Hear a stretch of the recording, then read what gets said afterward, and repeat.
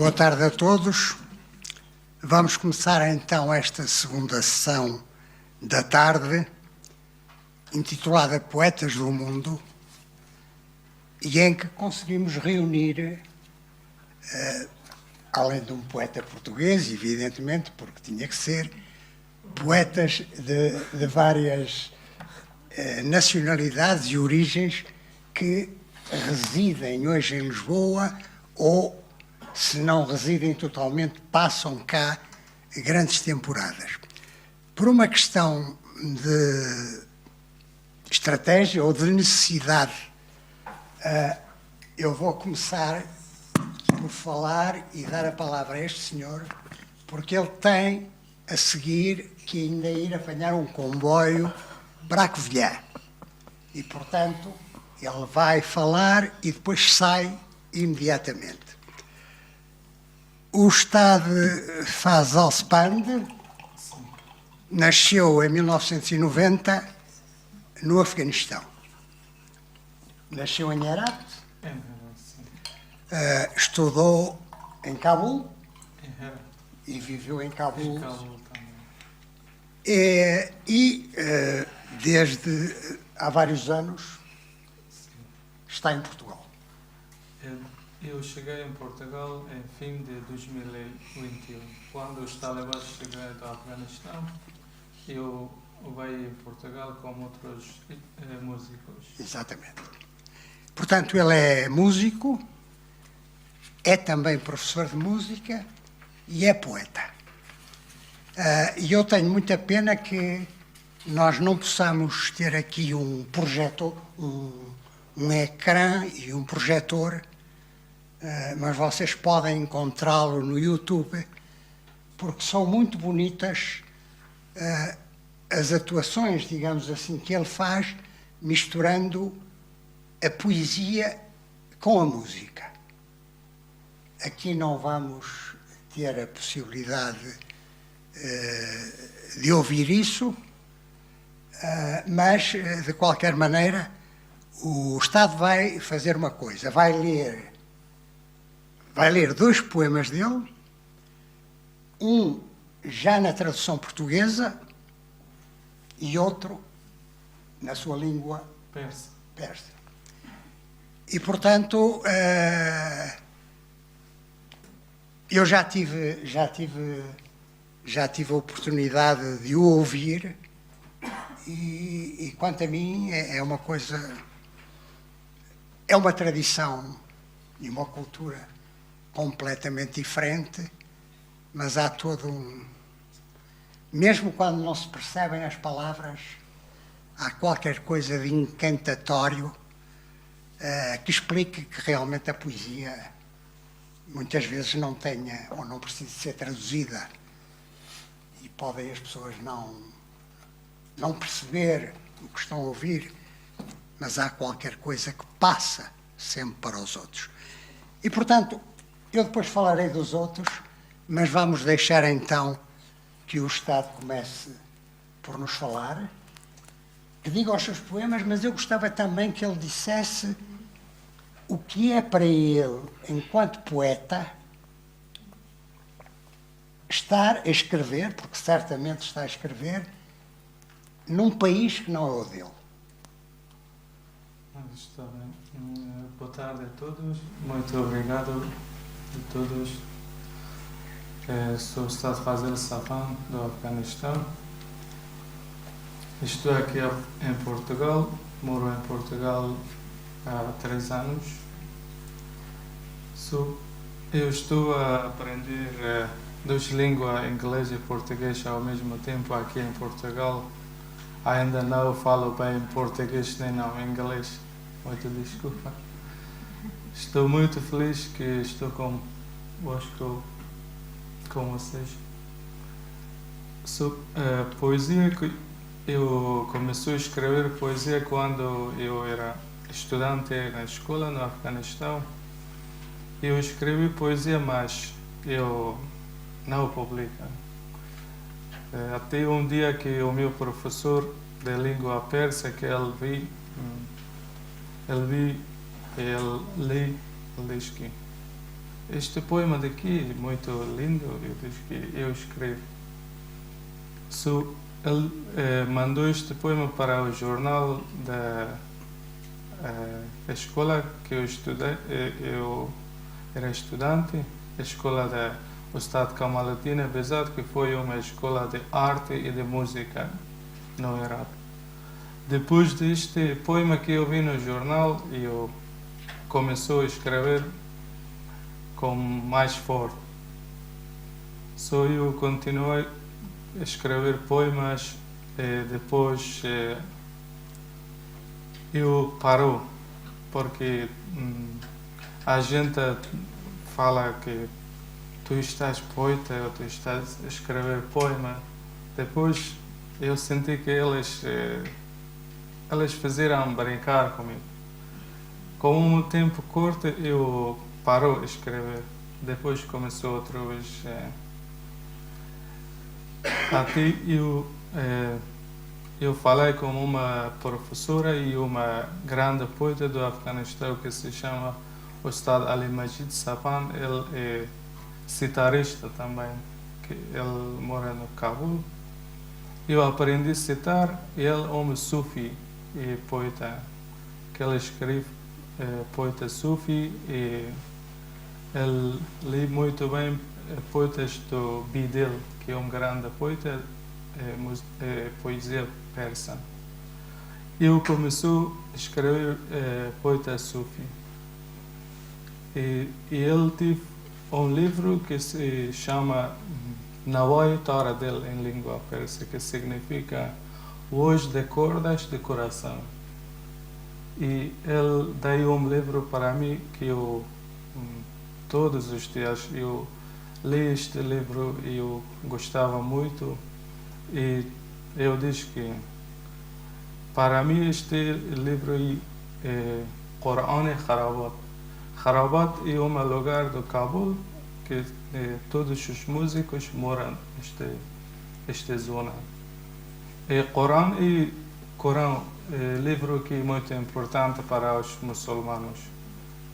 E eu disse que Coran de Kharabat, para os músicos que moram na zona de Kharabat, eu escrevo os meus livros, os meus poemas.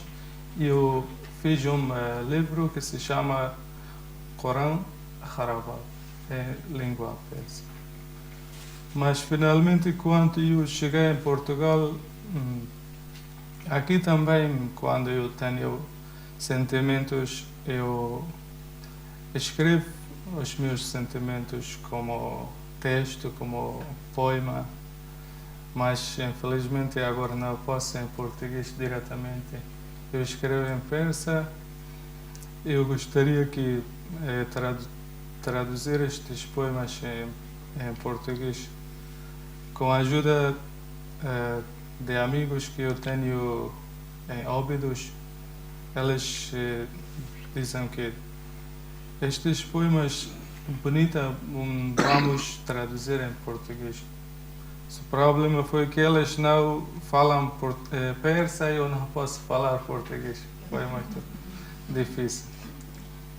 Eu usei ChatGPT e Google Tradutor, que é muito difícil. Não é exatamente o que eu escrevo, mas elas editou as poemas quase 56 ou algum. E elas publicou um livro pequeno.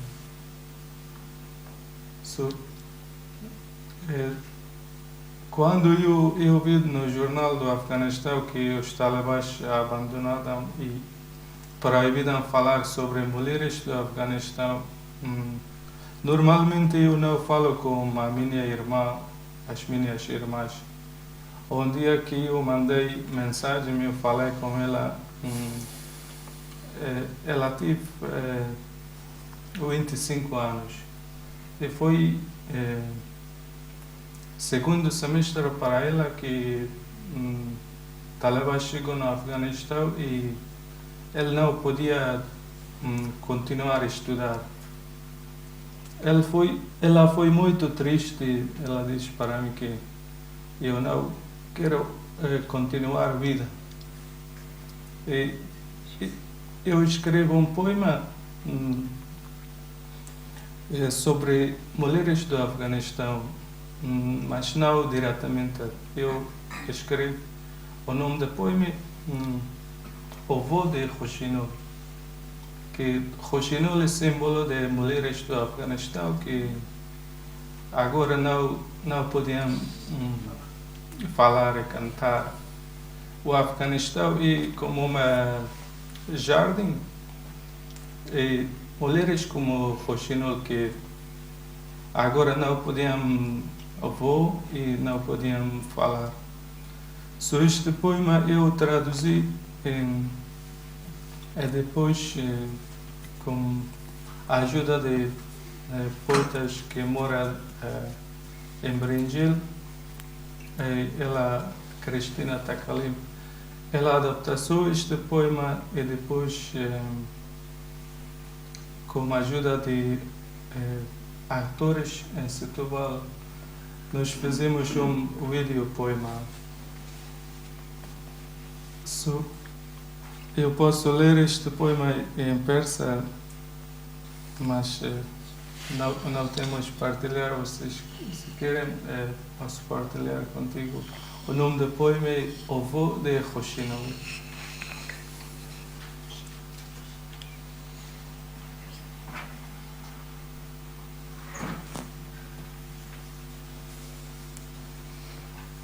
Em português não posso ler bem, desculpa, se calhar no futuro.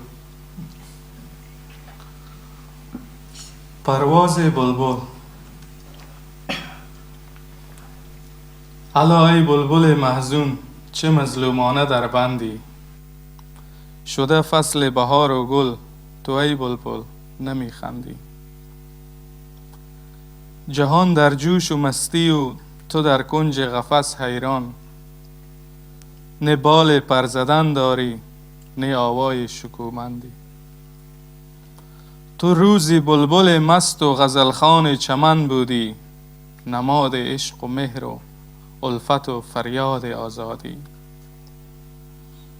ولی اکنون اسیر رنج و مهنت بال و پر بسته، نوایت ناله و زاری صدایت نارضامندی.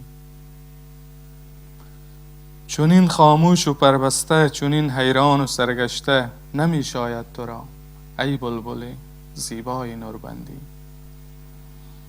جهان بر تو قفس گشته، همه کارت عبث گشته، نه گوشی تا نوایت را شناسد از نوابندی.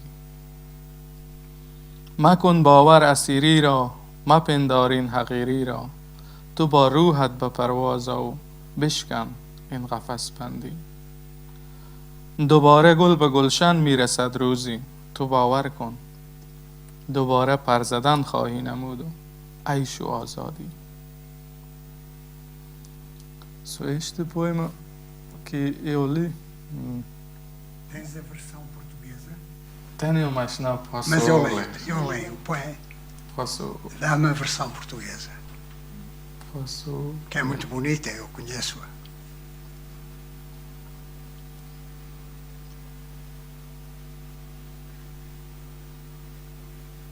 Não te preocupes com o português, tu falas melhor português do que qualquer um desta sala fala perto. Tenho certeza absoluta disso. Sim, sem dúvida.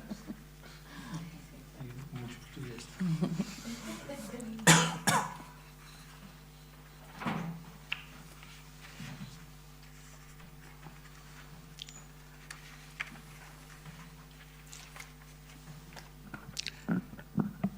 Portanto, o poema chama-se O Voo do Rochinol. É primavera e tu não ris, Rochinol. O mundo agita-se em crise e tu, surpreso no canto da gaiola. Já sem asas vibrantes, já sem voz gloriosa, foste um Rochinol feliz e sonhador, um grito de liberdade, um símbolo de carinho e de amor. Um dia, a nossa pátria foi um jardim verdejante e tu um belo pássaro solhando nos galhos dos pinheiros. Agora, na sombra das grades e de asas cortadas, como as mulheres pelo avesso do amor ofuscadas, quietas, confusas, assustadas, sem merecerem esse sofrido cativeiro. Os opressores fizeram deste mundo grande e belo uma gaiola estreita e escura, onde qualquer esforço parece ser em vão. A tua voz foi silenciada, o teu grito fez-se mudo, e ninguém escuta o canto na prisão, ninguém vê pelo denso véu a cansada face. Haverá lá fora quem te ajude, escute, abrace? Canta, lindo roxinol, não aceites cativeiro, voa com a tua alma rompendo qualquer grade. A flor voltará com a primavera novamente, nunca esquecendo que um dia alcançarás a liberdade. Acredita, roxinol, que nesse dia à nossa pátria voltará o verde e as flores.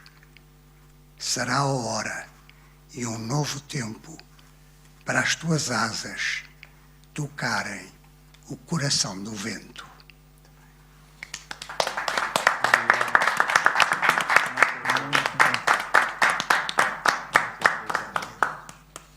Sim, pode ser. Muito obrigado. Eu estou muito feliz que depois de escrever este poema, eu comecei a escrever e pensar em escrever depois de que eu falei com a minha irmã, que ela chama-se Bahar, que significa primavera. É o nome dela. Ela foi muito triste. Ela diz que eu não quero continuar a minha vida. Eu falo com predas. Eu não tenho nada para fazer, não posso ir na escola, sempre ficar em casa. E foi muito triste para mim. E depois deste poema, eu falei muito com ela. Ela mudou, ela ficou muito positiva. Agora ela trabalha em casa e como uma costureira.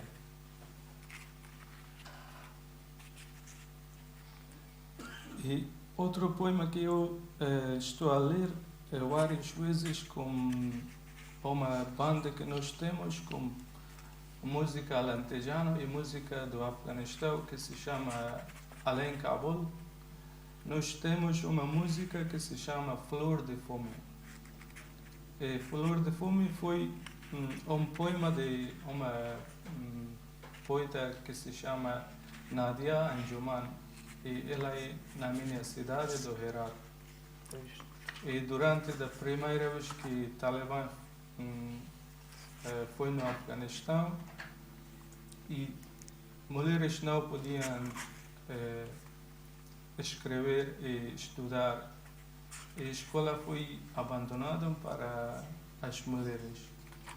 Nadia Anjuman e outras mulheres, elas tiveram um clube de poesia e para aprender poesia, escrever poesia e história, que se chama Kargah Suzan Talai. Foi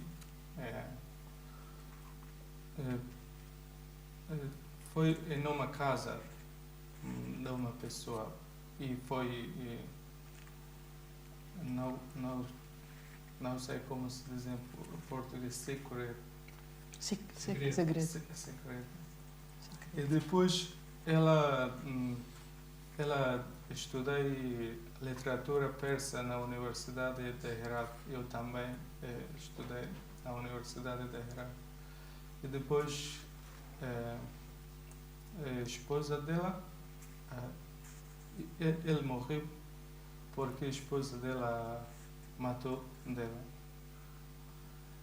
E ela tem um livro em português também, traduzir Flor de Fumo.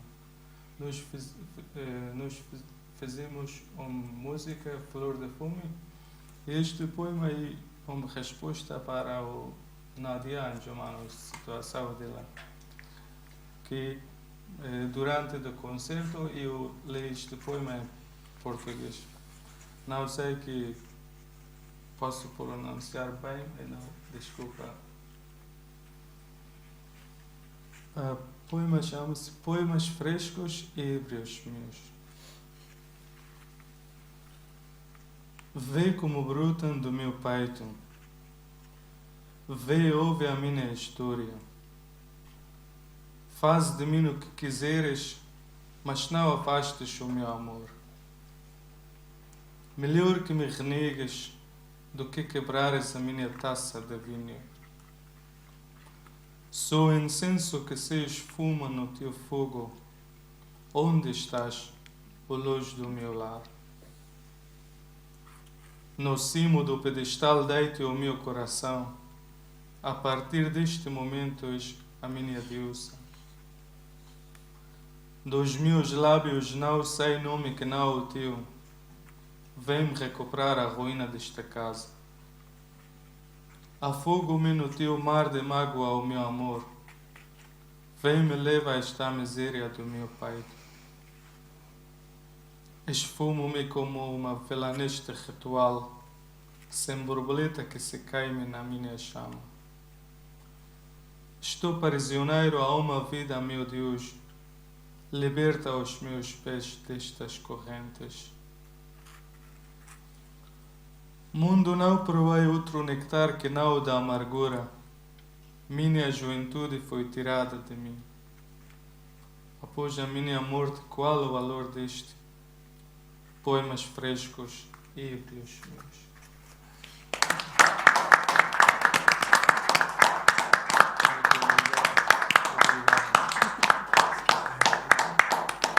Muito obrigado. Obrigada. Boa tarde. Boa tarde. O Estado vai se retirar, como eu tinha dito, e nós vamos continuar. E eu acho que vou dar a palavra ao Osias Filho, porque, se não me engano, o Osias Filho é quase já mais português do que brasileiro. Não é? O Osias Filho, se eu não me engano, vive em Portugal desde 1991. Portanto, é já um veterano, não é? É poeta, é fotógrafo, nasceu no Rio de Janeiro, veio para cá, como já disse, em 1991, e aos dias eu fazia a mesma, no fundo, o mesmo desafio que fiz ao Estado. Embora com o Estado fosse mais complicado, porque o problema da comunicação era mais difícil. Por um lado, Percebeu-se tudo. por um lado, que tu lesses algum dos poemas teus, mas por outro lado, que respondesse a essa pergunta. O que é, se é que é, pode não ser, o que é escrever a tua poesia num país que não é o teu? Ou seja, se isso provoca ou não, ou provocou ou não alguma alteração na maneira como tu escrevias, nos temas que escolhias, etc. Portanto, se quiseres começar por aqui, começamos. Se quiseres ler primeiro alguns poemas teus, fica ao teu critério. Ok. Bem, eu já estou há 33 anos em Portugal. Antes de mais nada, obrigado pelo convite, obrigado aos anfitriões, a Ruth e Rimão por nos acolher todos, a esse espaço maravilhoso também por nos receber. Obrigado pelo convite, Manuel. Bem, outro dia eu estava pensando nisso. Eu já estou há 33 anos em Portugal. Tenho mais anos de Portugal do que do Brasil. E há 2, 3 dias, uma senhora na piscina, onde eu nado todas as segundas, quartas e sextas, que nem só de poesia vive o homem, E ela falou, mas estás a perder esse sotaque tão bonito que é o brasileiro. Já estás bem português. E eu falei assim, mas o sotaque português, a língua portuguesa é rica e é linda e... Enfim. E isso fez-me pensar, porque eu me sinto brasileiro, eu me sinto português, penso muitas das vezes que sou português, de facto, mas sinto que o Brasil não saiu de mim. O Brasil está lá, está guardado. E às vezes penso que não, eu estou bem tuga, estou a escrever português e de repente entrego para alguém ler o livro. Não, isso aqui está cheio de brasileirismos e está aqui o seu Brasil. Enfim, é um terreno, é uma fronteira muito híbrida para mim, para usar uma palavra da moda. Mas não me preocupo com isso, como é óbvio, né? É a linguagem que se constrói entre duas línguas, nesse caso, o português do Brasil, o português de Portugal. Eu espero e quero acreditar nisso, que só enriquece o que eu tiver para escrever daqui para diante, ou o que escrevi até agora, né? E essa coisa híbrida que eu não sei nomear acaba por ser também a minha marca, né? Como poeta e como cidadão no mundo, porque muitas vezes, e isso eu confesso aqui, muitas vezes eu me sinto um cidadão português, como falei há bocado. Às vezes me sinto brasileiro, cada vez menos, mas tem a ver com muitas outras razões, porque não me identifico muito com esse grande país que é o Brasil, com esse grande continente, que até me entristeço muitas vezes com aquele país, por outras razões, mas por vezes me sinto uma apátrida. Qual é o meu lugar? Qual é o meu lugar no mundo, né? Eu sei que o meu lugar é a poesia, é a escrita, e é aqui que eu me encontro. Se com ares brasileiros algumas vezes, com ares portugueses outras vezes, isso não interessa. Interessa que chegue ao leitor e o leitor faça a sua leitura e coloque a sua parte como leitor naquele texto, porque é isso que complementa, né? Não adianta ser poeta sem termos leitores, e aquilo que nós escrevemos, pelo menos no meu modo de ver, é sempre uma parte de algo maior. E quem o completa? Quem completa esse puzzle é o leitor, com as suas vivências, com a sua herança cultural, e que vai dar outro sabor. Porque senão interpretaríamos o poema da mesma forma sempre. E não acontece isso. Portanto, se o teu lugar no mundo é a poesia, vamos ouvir a poesia. Vamos ouvir. Não sei quantos poemas eu posso ler. Leio alguns. Depois, se for o caso. Bem, a minha mulher que está cá... Quer dizer, se não for Lusíadas. Não são. Quem dera. Quem dera. A minha mulher diz que eu sempre leio poemas muito duros, muito ligados à morte, e esse livro, Relógio Avariado de Deus, que é um livro que fala muito sobre a morte, sobre a violência urbana, sobretudo. Consegue me ouvir bem? Sim. Eu não sei se está funcionando. Tá? Ok. Então vou ler um poema mais ameno, Leonor, chamado Profissão de Fé, que é desse meu livro, Relógio Avariado de Deus. Profissão de fé. Helena, trapezista. Pedro, pescador de almas. Manuel, cantor de músicas românticas.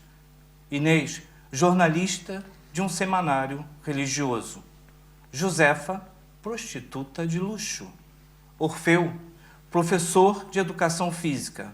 Drummond, o poeta. Márcia, mulher de ministro. Orestes, ministro. Gonçalo, arrumador de carros. Escadinha, livreiro no Morro da Rocinha. Raimunda, boa magistrada. Luiz Inácio, perna de pau do Esperança Futebol Clube. Teresa, poetisa e sexóloga.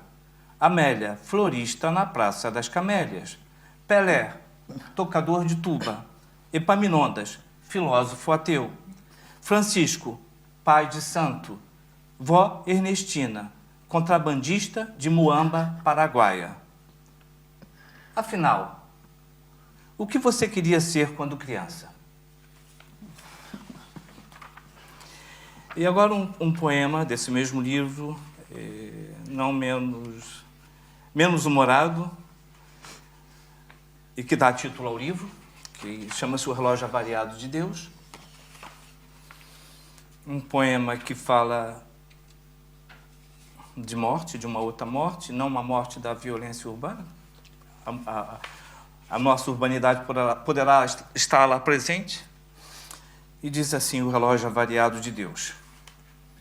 Pelo sorriso que não deu e se o fez nem sentiu que sorria, pelo beijo desejado todos os dias, pelo amor da menina de óculos, fundo de garrafa do final da sala de aula que nunca virá, e quando vier, outro será o amado, pelo silêncio guardado no calabouço, pela mãe dividida com o irmão, pelo não, pelo verbo implodido na garganta, pelo pai sonhado e por isso inexistente, como todos os pais sonhados e por isso inexistentes, pelo filho que enviou sinais e os tradutores não conheciam a sua língua, pelo parapeito, o último pódio, pela vista panorâmica do nada, pelo junho sem santos populares nas alturas, pela terça-feira de céu limpo, pela janela do 8º andar, pelo voo sem paraquedas, pela consciência ante o asfalto, pelo impacto antes do zero da nossa impotência,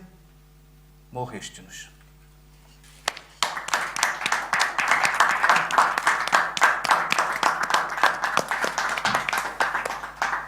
Ora bem, eu vou falar a seguir da Laura Mendinueta.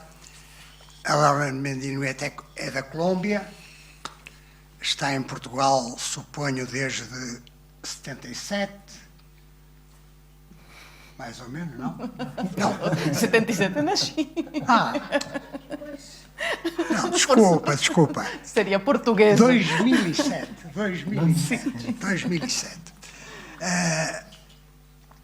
A Laura tem realizado um importantíssimo trabalho de divulgação em Portugal da poesia ibero-americana e, ao mesmo tempo, de divulgação nos países de língua castelhana, de língua espanhola, da poesia portuguesa. A sua obra está traduzida em vários países. Na sua Colômbia ganhou vários prémios nacionais de poesia e, por exemplo, o Viver por Dentro, que eu não sei se é exatamente o seu último livro. É. Exatamente, porque é de 2024, foi traduzido pelo nosso saudoso Nuno Judice, que traduziu esse seu último livro, O Viver por Dentro. E, portanto, a Laura eu lanço o mesmo desafio, quer dizer, mudou alguma coisa na tua escrita, na tua poesia, por viveres fora do teu país? Não mudou? Fala-nos disso e lê também aquilo que quiseres da tua poesia. Obrigada, Manuel. Obrigada a todos e a todas pela vossa presença nesta sala. E cumprimento, claro, meus colegas poetas que acompanham esta sessão. Eu sempre senti que todo poeta é um estrangeiro, mesmo quando mora no seu país e escreve na sua própria língua, na língua materna. Porque a linguagem da poesia é a linguagem do estranhamento. O poeta, nós poetas, estamos sempre à procura de outra dimensão da linguagem. E essa dimensão é só possível encontrá-la com um afastamento. Isso quer dizer que eu era tão estrangeira no meu país, na Colômbia, como sou estrangeira em Portugal também. Essa marca de estrangeiria vai acompanhar a minha vida enquanto poeta. Sempre será assim. E é também uma procura, porque toda decisão que tomamos como seres humanos, e ser poeta, de alguma maneira, faz parte também dessas decisões, levam a procurar maneiras de estar no mundo. E entre uma realidade e outra, existe a realidade da poesia. Ou seja, a poesia é de alguma maneira uma uma realidade alternativa procurada com a linguagem. Mudou a minha poesia. De fato, eu era jovem quando cheguei a morar a Portugal, eu ainda não tinha 30 anos quando cheguei a Portugal. Nessa altura, nesse momento, publicava o meu terceiro livro de poesia, portanto estava numa etapa de formação. E o que aconteceu depois é que a maior parte dos meus livros têm sido escritos em Portugal. Portanto, não sei o que teria sido de mim se eu tivesse ficado na Colômbia, mas o que é verdade é que a tradição da poesia portuguesa começou a fazer parte da minha própria tradição. E é uma realidade que não teria acontecido se eu ficasse na Colômbia, por esta falta de comunicação que existe entre ambas as línguas. Sim? E o Manel falava desse trabalho de divulgação, e é um trabalho, não é um trabalho para mim, porque é feito desde o amor. É feito desde o amor que eu sinto pela língua e pela poesia portuguesa, que me tem levado a traduzir muitíssimos livros de poesia e a promover também muitas publicações de poetas portugueses em diferentes países da língua castelhana ou espanhola. E aquele trabalho também tenho que agradecê-lo a uma grande amiga, grande poeta, também saudosa para todos nós, Ana Luísa Amaral, que foi a primeira que me disse: por que não traduzes um livro meu de poesia? E isto aconteceu, não sei, há se calhar 15 anos, e eu disse: não pode ser, não consigo. E ela me disse: tu consegues. Claro que sim, tu consegues.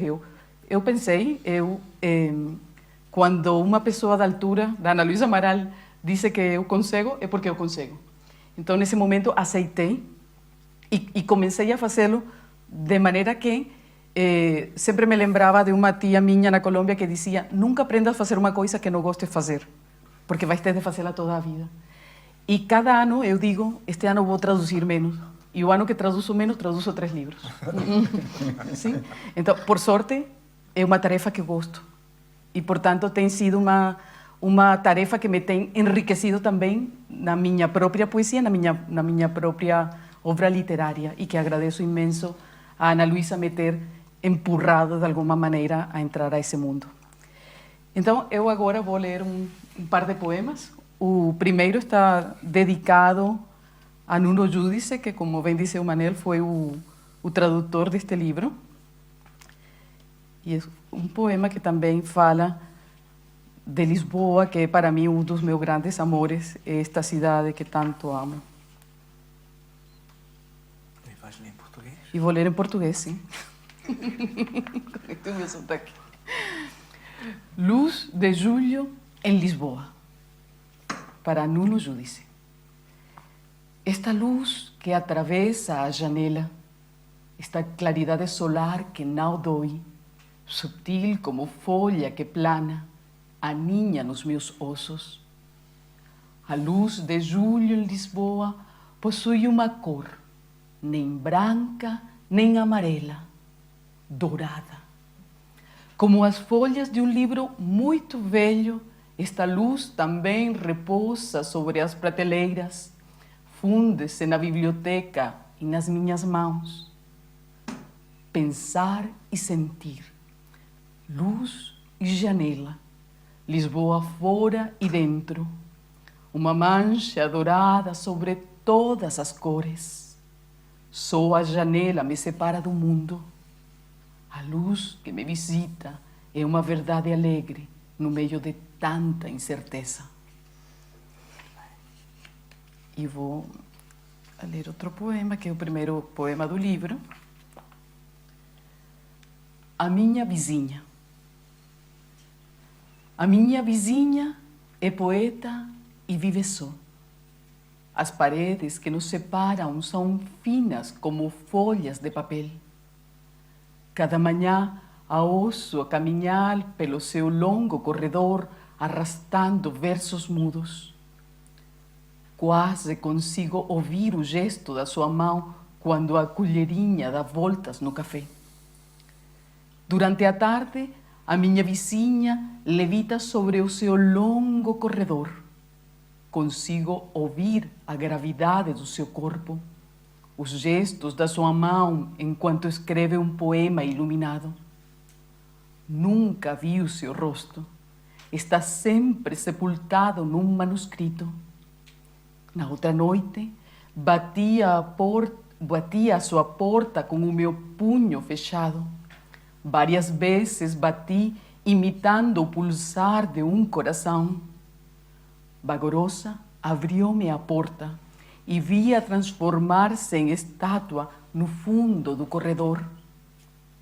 Não quis perturbar o seu sonho de piedade. Às escuras e em bicos de pés, limpei o pó da sua casa, purifiquei o seu banho, dei brilho à sua cozinha, pus a sua mesa. Depois, fechei com delicadeza a porta e regressei ao meu livro.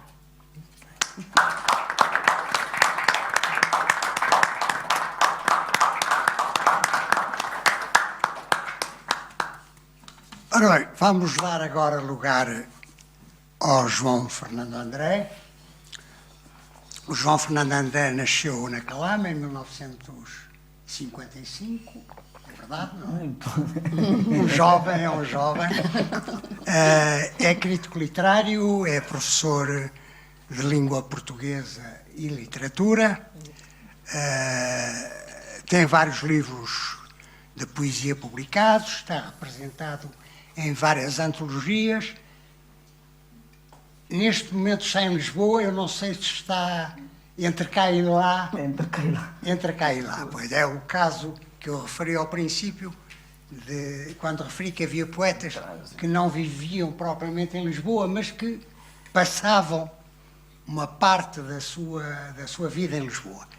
E, portanto, João Fernando, eu fazia-te a mesma pergunta, não é? Se estares em Lisboa, escreves quando estás em Lisboa? É diferente de escrever em Lisboa ou em Angola? E depois lemos também a tua poesia. Bem, saudações aos presentes. Agradecer em primeiro lugar o convite e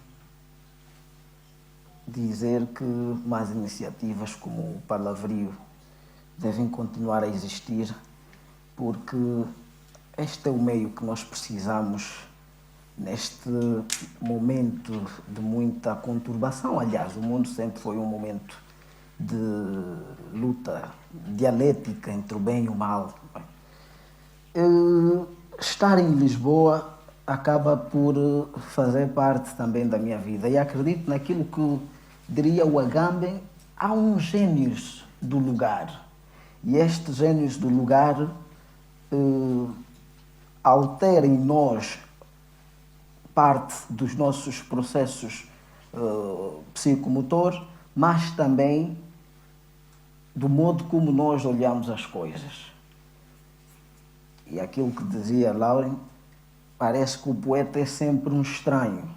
Estranho porque acredita numa alteridade, acredita num outro olhar e consegue fazer este exercício interdisciplinar, mas também um exercício muito mais importante, que é o da empatia.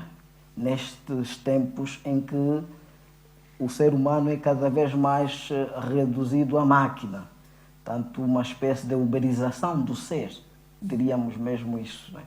Tanto o poeta consegue olhar todos os cantos e ver ali coisas onde um transente normal acaba por não achar que é normal, mas o poeta dali consegue fazer alguma coisa. Tanto isto acontece na minha poesia escrita em Lisboa, a questão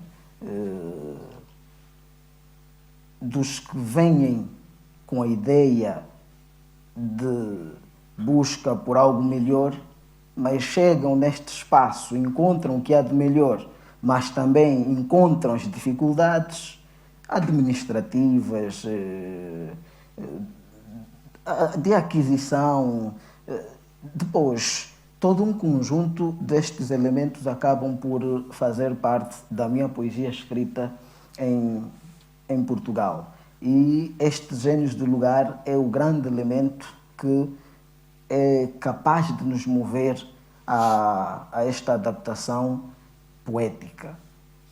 Eu acredito também que o contacto com poetas como aqui, de 5 lugares, acaba também por criar em nós uma espécie de exercício de cosmopolitismo neste mundo em que há até certo ponto uma tendência exagerada para o nacionalismo, quando na verdade fomos feitos livres e temos o direito de andar, de dizer aquilo que for possível, de estar onde nós podemos estar, mesmo quando às vezes somos reduzidos. Os poetas conseguem fazer esse exercício, estar em Lisboa e escrever coisas, por exemplo, do Paquistão ou da Colômbia ou do Brasil, vimos aqui há pouco no poema do Osias. Portanto, é esse exercício que acaba por acontecer. E acontece também algo muito importante, o olhar as coisas de fora quanto ao país. Há aí uma visão como de um satélite, não é? O Foucault diria, o panóptico, não é? Então, ali para vermos as coisas e temos um outro olhar e com a liberdade, às vezes, de dizermos coisas, porque até certo ponto já nem estamos nem lá, nem cá. Tanto neste intermédio podemos ver as coisas numa perspectiva bidimensional. E a poesia é isto, um exercício de captura dos instantes. Então vou ler alguma poesia do livro As Luzes da Dor. Na gramática do cotidiano, ele disse: paz efetiva. Ela ripostou: paz afetiva.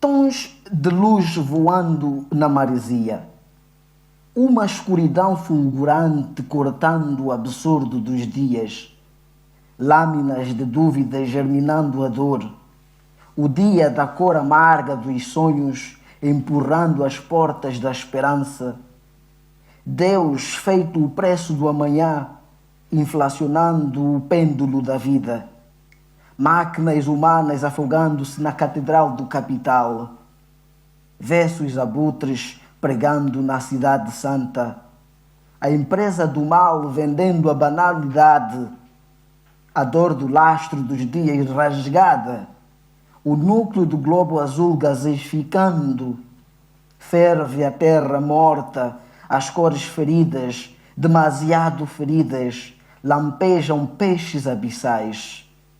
A história correndo entre a dor oficial e a dor oficiosa, entre o fato e o fardo dos sapiens, sabres de razão impondo a nova velha ordem, o mesmo de sempre, espraiando-se no portal dos universos, lutar continuamente, comer ou ser comido, beber ou ser bebido. Se apenas a eutanásia nos livra do ciclo da dor, só a autofagia nos salva do mito da eternidade.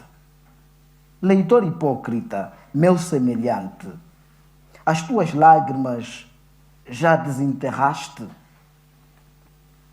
Vem ao balcão da vida tomar um cálice de ácido para sentir mais e pensar menos, mas cá fé não há.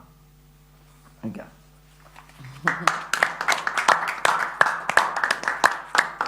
Eu vou só ler mais uns 2 para terminar. Então, do livro Evangelho Banto. Politicamente, não há correto nem reunião. Os pobres cantam famintos de amor e dinheiro. Frustrados, se lançam nas jaulas da vida.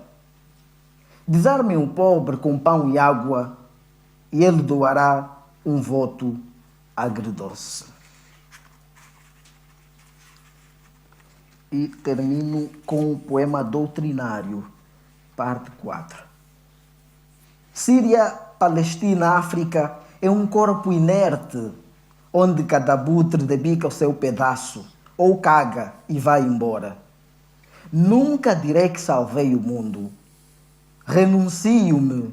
Fiquem com o mundo, comam petróleo e diamantes, entreguem armas aos vossos professores, perpetuem-se nos poderes desexecutivos, renovem as constituições, digam que nunca mataram crianças em Gouta ou nas Áfricas. Obrigado.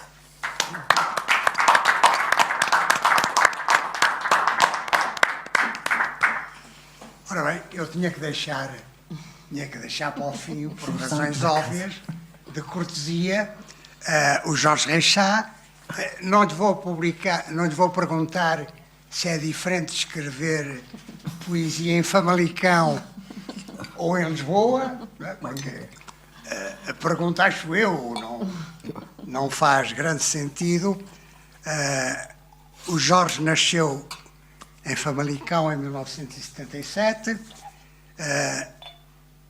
foi também editor, foi um dos fundadores de uma editora mítica de poesia em Portugal, as Quasi, que revelaram imensos nomes hoje consagrados na história da nossa poesia. Trabalhou também na Babel, na já extinta Babel, e hoje trabalha como, digamos, em colaboração com a imprensa nacional, tem a sua própria pequena editora de poesia.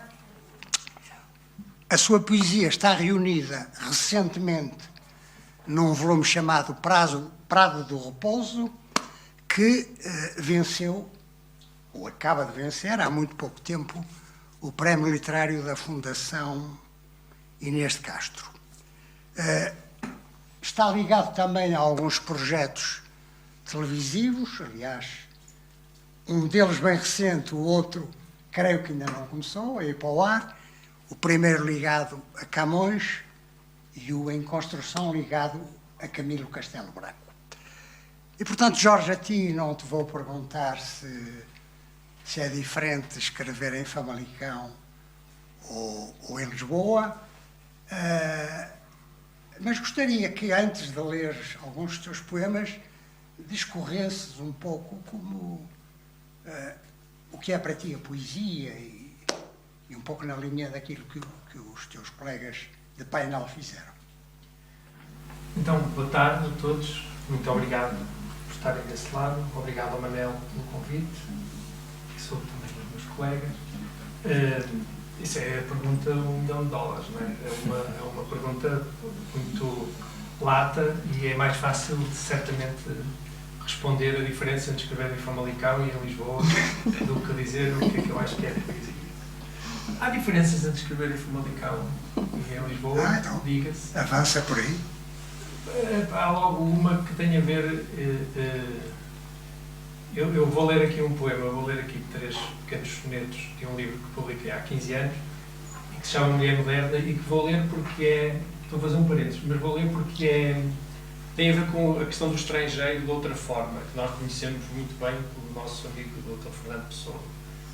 Porque foi um livro que eu escrevi quando tinha 30 anos e que era um sujeito poético que nos sonetos teria quase 40 anos e outra vida, e que era a vida que eu percebia naquela altura que não era aquela que eu queria vir a ter.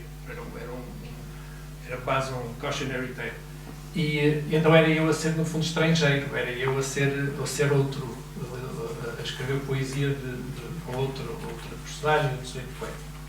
E nesse soneto eu falo que chove sempre a norte do Carvoeiro, que é uma coisa que nós ouvimos sempre, quem aqui é português sabe, na televisão diz chove só a norte do Cabo Carvoeiro. Ninguém sabe onde é o Cabo Carvoeiro. Nós só sabemos mais ou menos que chove. Eu fazia tantas vezes Lisboa, Porto e Porto, Lisboa, quando trabalhava, estava lá em cima, em vez de vir, quando vim para Lisboa há 15 anos, que percebi que o Cabo Carvoeiro é aquilo que vem, portanto, da Serra da Estrela, passa ali assim de Santarém e depois vai por aquele Monte Chum de Estrela, aquele vai dar ao mar. E é ali porque eu tenho tanta pena de quem mora em Leiria e é uma felicidade morar em Santarém, porque há uma diferença brutal do clima entre um e outro, que é a diferença entre Famalicão e Lisboa, porque chove sempre a norte do Cabo Carvoeiro. E eu aqui já escrevi um poema em que falo das lágrimas da Alfama, porque estou em Lisboa e a brincar, já são 16 anos a morar neste país estrangeiro, porque o Porto é uma nação. E eu estudei 6 anos no Porto. Portanto, era isso que eu queria dizer. A poesia, eu acho que há aqui um estádio que é um estádio muito engraçado e que advém de nós termos ouvido os dois colegas, o angolano e o afegão, que é uma poesia que ainda exige uma intervenção. Eu tive agora 5 dias em Angola, cheguei hoje de madrugada, estive no Lubango e estive em Luanda pela primeira vez, e eu percebo a tua poesia, percebo a intervenção que é necessária, porque é tenebroso ver como é que aquilo é. Eu estava a falar com um amigo de trabalho lá e estávamos a falar da questão de aquele é o país do potencial. Isto tinha tanto potencial, mas que não se cumpre, não é? E depois a Laura no Osias e eu, como vão ver, as preocupações já são outras. Graças a Deus há a revolução. Portanto, e claro, ouvimos no início que são situações extremas, uma desumanidade que nos toca a todos. E eu acho isso muito interessante, estarmos todos a falar aqui de coisas que são a mesma e diferentes ao mesmo tempo. Eu vou ler então os 3 sonetos. O livro chamava-se Mulher Moderna e era acerca de uma personagem, um sujeito poético que na altura tinha quase 40 anos. Eu agora já tenho quase 50. E acho que não cumpri o que está aqui, portanto fiquei feliz com isso. Uma nota só para dizer que um destes poemas, que acho que é o primeiro que eu vou ler exatamente, entrou agora numa antologia sobre 25 de Abril. O Rui Lages pediu uma coisa para o Parlamento, foi um poema inédito, e eu não tinha na altura uma coisa que valesse a pena, e então lembrei-me de alterar este poema colocando como se fosse eu o sujeito poético. Eu não tenho aqui agora se eu então é o único poema que diz lá não inédito ou editado, porque depois achou por bem convidar outras pessoas a pôr poemas editados, diz poema ineditado.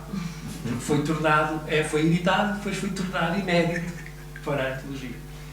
Isto só mesmo quem gosta mesmo de poesia e anda atrás dos livros alfarrabistas acha piada a estas coisas. E então eu vou ler os 3 poemas. Então é assim. Confesso que cheguei tarde. Deram-se vitórias, derrotas e heróis. Inscrevi na certidão 9 de abril de 1973.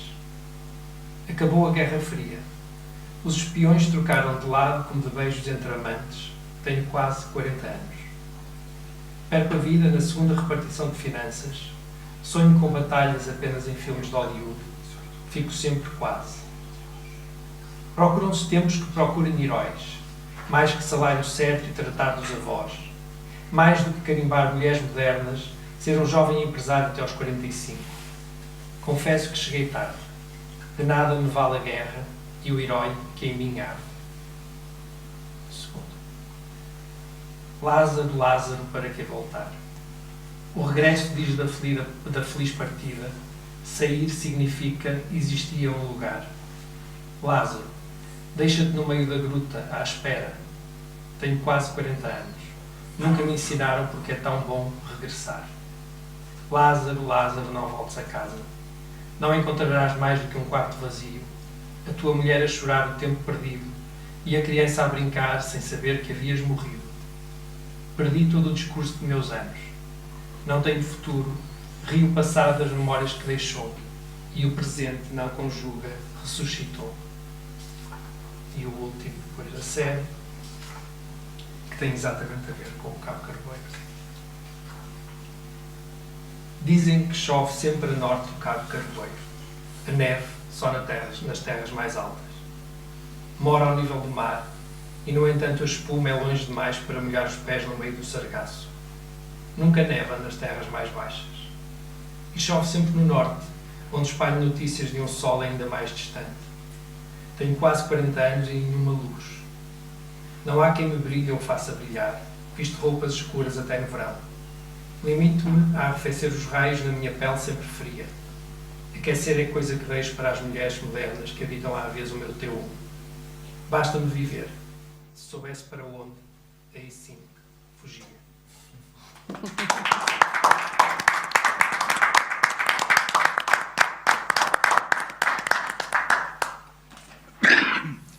Ora bem, eu para já ia perguntar-vos se algum de vocês queria dizer alguma coisa ou refletir sobre algo que um outro tenha dito. Se houve alguma coisa que ficou das intervenções de cada um que queiram eventualmente comentar.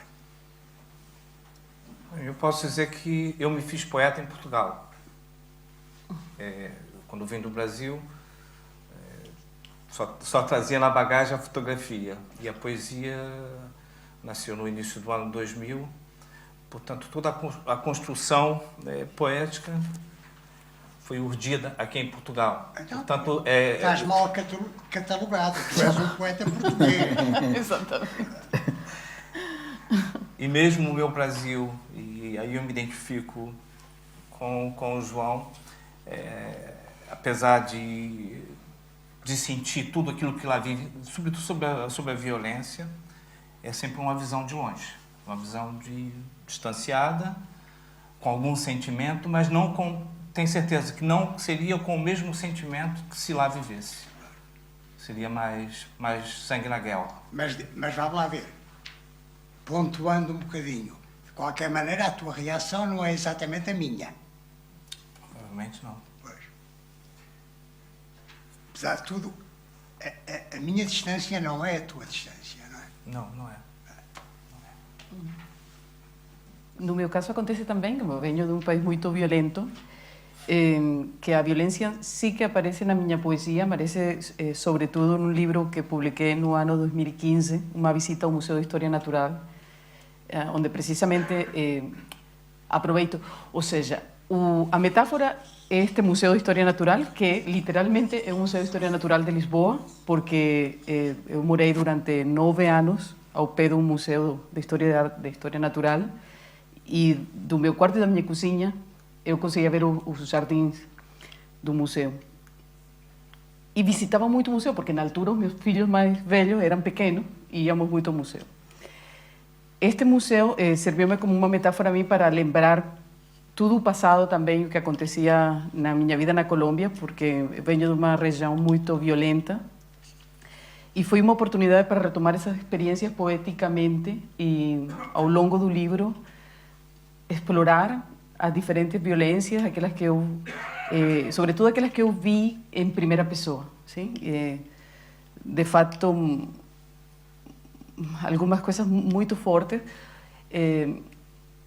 porque, por exemplo, no rio que passava perto da minha aldeia, ou seja, passa no meio da minha aldeia, nessa região, que era uma região de domínio paramilitar, costumavam baixar os corpos em pedaços de seres humanos. E era uma visão que todos nós podíamos ver simplesmente pelo fato de caminhar nas ruas, de ir até o rio, e que os miúdos encontravam, etc.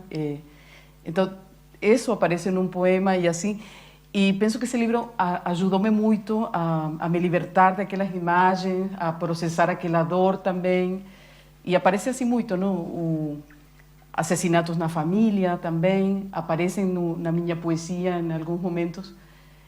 Mas, no entanto, eu acho que a escrita desse livro aqui em Lisboa, no ano 2015, com aquela distância física, não só a do tempo, também a do corpo, um corpo que já não está no perigo permanente, como vivia na Colômbia, foi muito importante para me libertar desse tema. E, a partir desse momento, os meus poemas conseguiram outro rumbo, como bem dizia aqui o meu colega, não?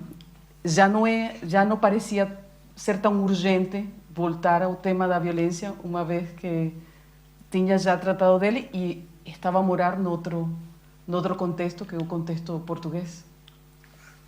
Eu vou só aproveitar, pegar aqui o gancho daquilo que o Jorge disse e a Laura também em parte, né? A grande poesia, há a poesia feita e há a grande poesia, a grande literatura. A grande literatura, ela é baseada nas questões essenciais da humanidade, de forma plástica. E essas questões não são de lugares, essas questões são transversais, porque desde que vivemos em sociedade, estas questões existem, estão ali. Desigualdade social, a desigualdade no acesso aos bens de consumo, a questão da violência, e mesmo quando ela não opera de forma imediata, ela está lá de forma simbólica, como diria o Pierre Bourdieu. Portanto, todo o grande texto deve necessariamente passar por isso. Aliás, o texto que o Jorge leu, o primeiro texto, está lá implicitamente a questão, como crítico literário, digo, a questão da pressão, por exemplo, hoje do capitalismo, em que o indivíduo deve ser perfeito. Ou é ou não é. Até os 30, até os 40, deve ter isso. Quer dizer, não há outra opção. Se não tiver, não presta. Tanto a grande literatura busca humanizar, como diria o Cândido. Isto só é possível por meio deste olhar atento das coisas. E agora, a forma como nós expomos esta substância, ali é que, diria o Bukowski, não é? Exige arte. Como capturar esse instante, estas desigualdades, estas violências, estas pressões impostas ao indivíduo, que nós não nascemos para ter uma vida binária, nós nascemos para ter uma experiência humana. E, infelizmente, isto não é tanto assim, porque há pressões do indivíduo. A sociedade opera como um dispositivo que vigia, pune, cataloga e traz todo um conjunto de corpos que o indivíduo sozinho, às vezes, não consegue encarar isso. Portanto, eu pegava as palavras das palavras de Jorge, este elemento para mostrar como é que funciona, no fundo, a grande violência. Eu acho que tens razão. Aqui em Portugal diz que é o Mário de Carvalho que diz isso, mas eu já ouvi dizer que foi o Borges e que agora é tipo um mito urbano, que é o Mário de Carvalho, que é aquela coisa que todos os textos são autobiográficos, só que uns começam com eu nasci não sei onde e outros começam com era uma vez uma princesa e um príncipe que moravam numa floresta. Portanto, eu concordo contigo, a forma é que pode ser toda, qualquer, não é? Mas claro que é isso. Ora bem, eu ainda gostava vamos ter tempo, gostava que terminássemos a sessão com um poema de cada um, porque isto é uma sessão só poesia, mas ia-me atrever a fazer aquelas perguntas que normalmente as pessoas têm vergonha de fazer, mas que o público gosta de saber. Osias, quais foram os poetas que te formaram? Manuel Bandeira, mas também Drummond, Nuno Judes, que eu adoro, e José Gomes Ferreira. Curioso. Essa referência a José Gomes Ferreira é muito curiosa, porque, como tu sabes, é um poeta que está, diria, praticamente esquecido em Portugal, não é? Mas foi um poeta que marcou muito a minha geração, por exemplo. E tu, Laura?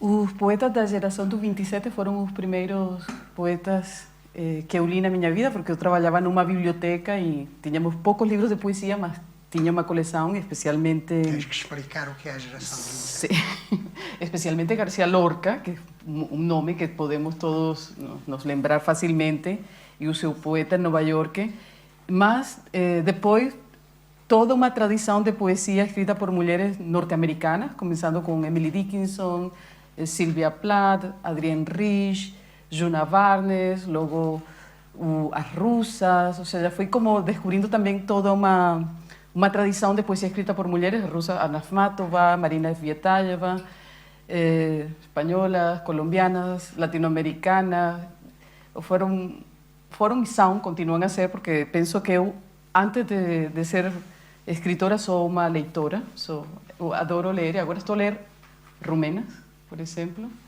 e estou também a descobrir um mundo maravilhoso de poesia. Também leio homens, claro. Em Portugal, por exemplo, eu traduzi um livro de Maria Teresa Horta, maravilhosa, e as Três Marias maravilhosas, ou Ana Luísa Amaral também foi muito importante para mim. E sim, bom, continua a crescer nas minhas influências, minhas leituras. E tu, João Fernando? Bem, eu digo que há uma grande tradição literária, e esta grande tradição literária ela é cosmopolita e acaba por todo o indivíduo que quer fazer parte desta grande tradição literária, que se baseia na memória, nas questões essenciais da humanidade, deve necessariamente passar por isso. Eu começo com Charles Baudelaire, Mallarmé, em Angola, Agostinho Neto, Antônio Jacinto, Viriato da Cruz, pelo Congo, Yves Mudimbe, Portugal, Fernando Pessoa. Portanto, há muitas influências, mas diria aqui, para ser telegráfico, apenas estes. Bem, eu sou filho da tradição literária portuguesa, basicamente, não nego isso, e fui quase da pureza à impureza, e sou também, quer dizer, adorava, adoro, mas inicialmente muito Eugênio de Andrade, que também é um poeta de 27, só que em português, e depois por aí fora, tornando-me impuro, o Rui Belo, o Cesarini, o Assis Pacheco, o Pina, passar de uma coisa solar, quase só luminosa, para exercícios de linguagem e para a epígrafe do livro, que a poesia é importante, mas o que é verdadeiramente importante é a limpeza a seco. É o que eu coloquei no Assis Pacheco. Muito bem, vamos acabar com um poema de cada um.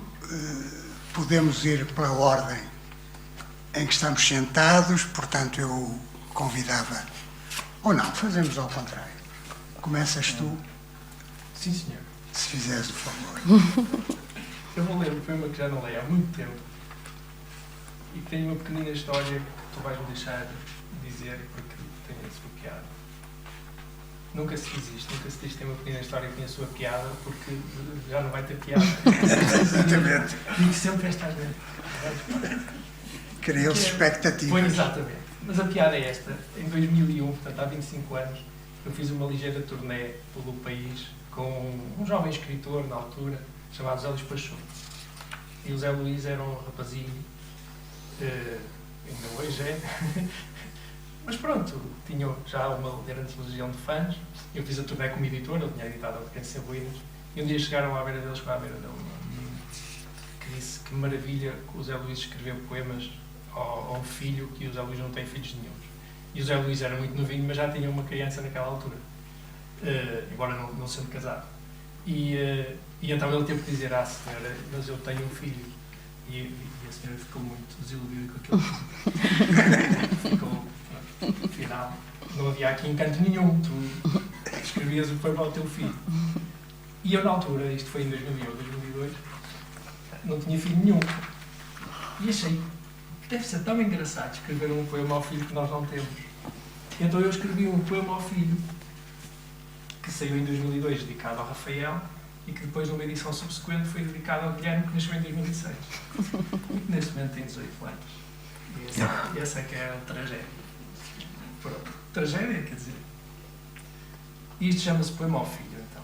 E foi escrito ao filho, que na altura não existia. Então, para o Guilherme.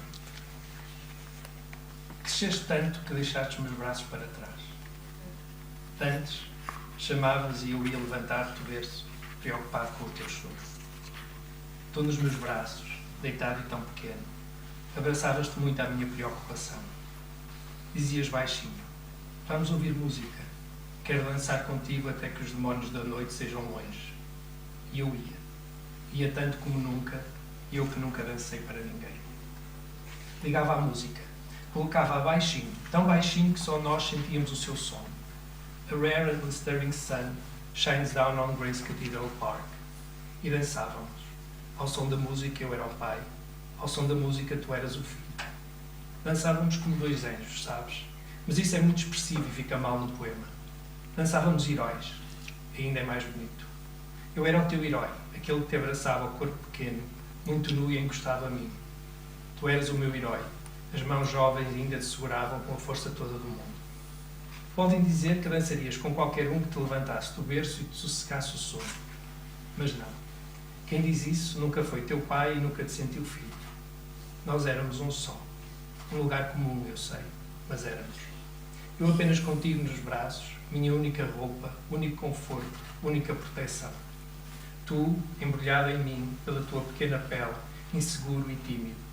E a noite, a longuíssima noite, eterna noite que eu desejava nunca terminar. O céu no seu lugar divino, a terra no seu lugar divino, e nós os dois no lugar que devemos para sempre um ao outro. Um no outro, um para o outro, como duas peças de um jogo universal. Agora, filho, agora cresceste e saíste dos meus braços. Mas traz um dia alguém para embalares o sono que me embalei. E este amor que nasceu comigo e desabrochou contigo, este amor que só eu, teu pai, posso oferecer ao longo da noite. Isso.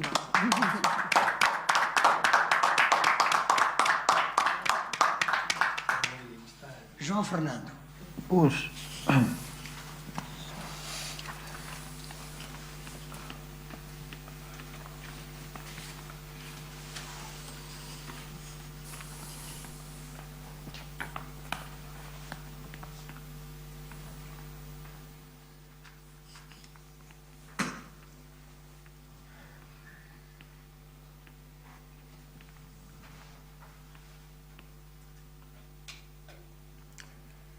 a coisificação do homem pelo homem, a escarificação do homem pelo homem, a fragmentação do homem pelo homem, o cansaço do homem pelo homem, a banalização do homem pelo homem, a liquidificação do homem pelo homem, a má definição do homem pelo homem, da unidade para a desunião, da integração para a desintegração, da harmonia para a entropia dos afetos, da solidez para a gasificação dos seres. O que é um ser humano? Saberemos cada vez menos o que é um ser humano, disse Saramago. O super-homem, nascendo na fábrica, com pele de ferro, o desapegado pega o vil metal. A nova velha ordem, erguendo-se friamente no espelho do tempo, nações apodrecendo. Filhos do homem, mas quantas mortes para a simplicidade. Obrigado.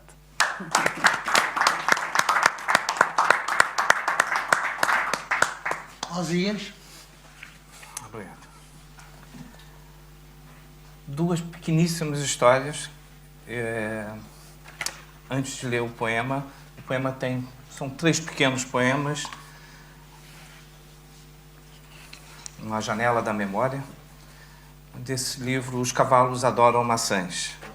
A primeira pequena história é que meu pai faleceu com 56 anos. E esses 3 pequenos poemas Eu os escrevi, já tinha mais de 56 anos. Portanto, assim, já vivi mais que o meu pai. E um outro detalhe de um desses poemas é o Jornal dos Esportes. Esportes em inglês, que era um jornal que vendia no Brasil, se calhar um franchise qualquer de algum jornal britânico, que é um jornal basicamente voltado para o futebol, e era cor-de-rosa. As páginas eram cor-de-rosa.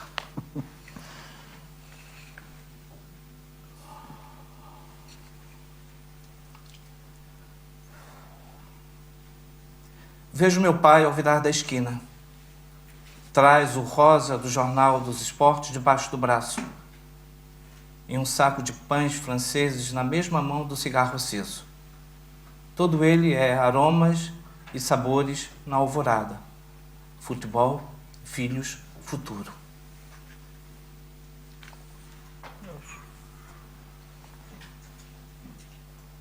Mais anos de calendário do que o meu pai.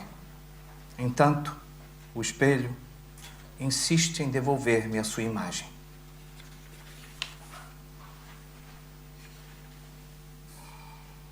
Tu não verás os meus cabelos brancos, a tua face heterônima sobre a tela, as mãos que tecem animais disformes, a pedra que cede espaço ao pêndulo do destino. Não verás morrer a ficção que criaste.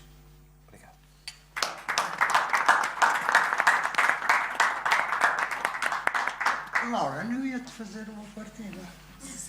Não sei se estás preparada para isso. Estou sempre pronta. É que lesse um poema na tua língua. Ah, eso sí es difícil.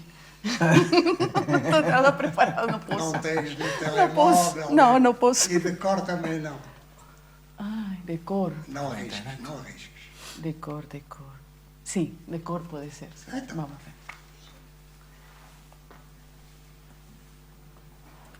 A ver, en vez... si me- Pasan los años y aunque la vida me acuse de inmovilidad, también yo he viajado. Como una partícula de polvo he revoloteado por la casa y me he prendido a los libros. Como un insecto he reposado a la orilla de las acequias, o simplemente he sido una mujer que de tarde en tarde ha mirado hacia el mar en busca de barcos olvidados por la neblina y que vuelven a la memoria sin esperanza distinta de la muerte.